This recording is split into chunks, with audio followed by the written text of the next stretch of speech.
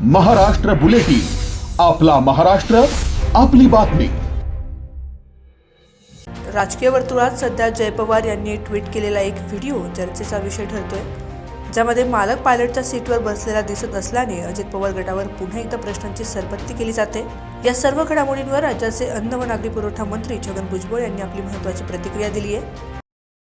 अर्थात तो पायलट च्या सीटवर बसलेला आहे, तो त्या विमानात नाही, जे ॲक्सिडेंट झाला अजितदादांच्या त्याचा नाही आहे, तो दुसऱ्या विमानाचा आहे। पण कुठल्याही विमानाचा जरी असला, कारण तो जर त्या विमानात असता तर तो ठार झाला असता ना, याचा अर्थ तो दुसऱ्या विमानामध्ये तो असा झोपलेला दिसतोय।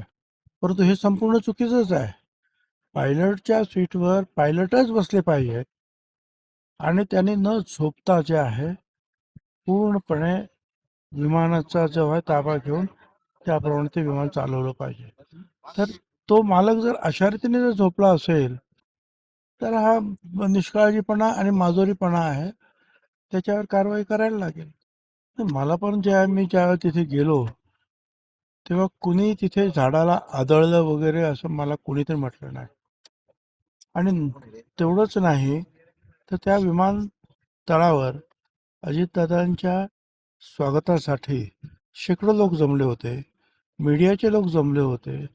ते कुणीही असं म्हणत नाही की तिथे काही झाडाला आदळलं वगैरे। त्याच्यामुळे मला सुद्धा आश्चर्य वाटलं, कुठल्या झाडाला आदळलं? एकही मनुष्य तिथे असा भेटला नाही की तो बोलला की झाडाला आदळलं।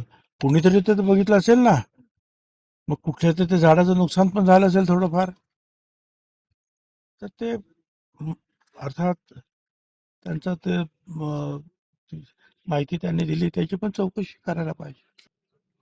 पहिल्यांदा त्याने लँड करण्याचा प्रयत्न केला, पण त्याला असं वाटलं हे बरोबर होत नाही म्हणून त्याने अबॉर्ट केलं, म्हणजे रद्द केलं। आणि परत दुसऱ्या याला तो परत गेला आणि दुसऱ्या याला फिरून जेव्हा तो आला आणि तो उतरायला लागला त्यावेळेला ते विमान पूर्णपणे असं कललेलं आहे। आणि मग त्यावेळेला ते कललेलं असल्यामुळे तेवढं खाली आणि वेगानं खाली येत होतं, कारण लँडिंग करत होतं ते, त्यामुळे कदाचित त्याला ते विमान सरळ करायला किंवा कंट्रोल करायला वेळ सुद्धा मिळाला नसेल।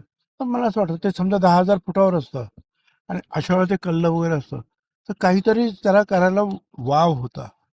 पण हे अगदीच शेवटच्या क्षणाला ते कल्लं, आणि त्यावेळेला तो लँडिंग करत होता जोरामध्ये। लँडिंग करत असताना थोडासा वेग जास्त असतो विमानाचा आणि त्याच्यामुळे त्याला ते कंट्रोलच झालं नाही। अर्थात ते सगळं जे आहे DGCAचे लोक जे आहे वगैरे वगैरे ते काय आणखीन काय सांगतात त्याची सुद्धा छानबीन तर होईलच। कोणी काय सांगतं झाडाला आदळलं, आणि एकही माणूस जे आहे शेकडो हजारो लोकांमधला आतापर्यंत म्हणाला नाही की तो झाडावर आदळलं। त्यामुळे मला सुद्धा आश्चर्य वाटलं की कुठच्या झाडावर आदळलं। Bureau report, Maharashtra bulletin, Nashik. Maharashtra bulletin, आपला महाराष्ट्र, आपली बातमी।